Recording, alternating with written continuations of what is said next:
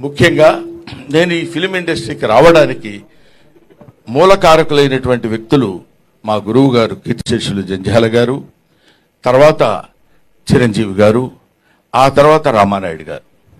ఈ మూడు పేర్లు నేను ఎందుకు చెప్తున్నానంటే, ఎక్కడో నేను నటిస్తున్నటువంటి నాలో ఉన్నటువంటి యాక్షన్ని క్యాచ్ చేసి తీసుకొచ్చి వీళ్ళకి సినిమాకు పరిచయం చేయాలని, అప్పుడు చంటబ్బాయి సినిమాలో చిరంజీవి గారు నటిస్తుంటే ఆయనకి నన్ను పరిచయం చేసి, ఆ పరిచయం ద్వారా నన్ను చెన్నైకి తీసుకొచ్చి చెన్నైలో అందరికీ పరిచయం చేసినటువంటి చిరంజీవి గారు, వీడు చాలా గొప్ప యాక్టర్ అండి, చాలా బాగా యాక్ట్ చేస్తున్నాడు, బ్రహ్మాండంగా నవ్విస్తాడు, పెద్ద కమెడియన్ అవుతాడని ఆయనకి వెళ్ళిన ప్రతి చోటకి చిరంజీవి గారు నన్ను వెంట పెట్టుకుని వెళ్ళి అందరికీ పరిచయం చేసి నన్ను ఈ స్థితికి తీసుకొచ్చినప్పుడు జంధ్యాల గారు వీడైతే చాలా బాగుంటుందని అహనా పెళ్ళంట సినిమాలో నాకు ఆ క్యారెక్టర్ ఇచ్చి నన్ను కీర్తిశేషులు కోట శ్రీనివాసరావు గారి అసిస్టెంట్గా నన్ను నియమించి ఆ క్యారెక్టర్ చేయటం వల్ల అది పెద్ద హిట్ అయ్యి బ్రహ్మాండమైనటువంటి పేరు ప్రఖ్యాతులు ఆ సినిమాకి రావటం, అందులో సినిమాలో నటించినటువంటి అందరికీ రావటం,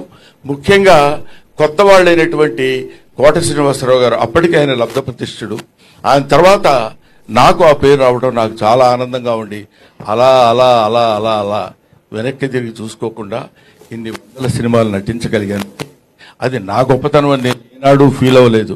కొంతకాలం వరకు ఫీల్ అయ్యేవాడిని, చాలా గొప్ప నటుండి నేను, లేకపోతే నన్ను వీళ్ళందరూ మామూలుగా ఏదో పెద్ద పుడింగిరయుడు అని అనుకుంటున్నారంటే కొంచెం కాలు రగరేసుకుని నడిచిపోయిన రోజులు ఉన్నాయి. ఎందుకంటే ఒక స్టేజ్లో ఏంటంటే ఒక లవ్ అనేది, అంటే ఒక స్థితి అనేది అప్పుడప్పుడు పరిస్థితులను బట్టి మారుతుందనటానికి నేను DD8లో దాన్ని ఏమంటారు, టీవీ దూరదర్శన్లో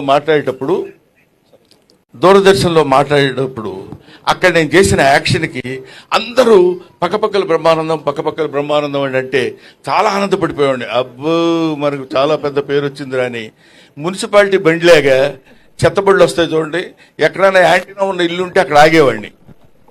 అంటే వాళ్ళు బయటకు వచ్చి చూసి ఇదే బ్రహ్మానందం అంటారేమో అని ఆనందం. సో అటువంటి స్టేజ్ నుంచి ఇవాళ Brahmanandam became a house hold comedian అనేటువంటి స్థితికి పరమేశ్వరుడు నన్ను ఇక్కడ తీసుకొచ్చాడు. నేను ఇందాక చెప్తున్నాను, చాలా సందర్భాల్లో నేను వెంకటేశ్వర స్వామి గురించి ఎందుకంటాను, ఇందాక రఘురామకృష్ణ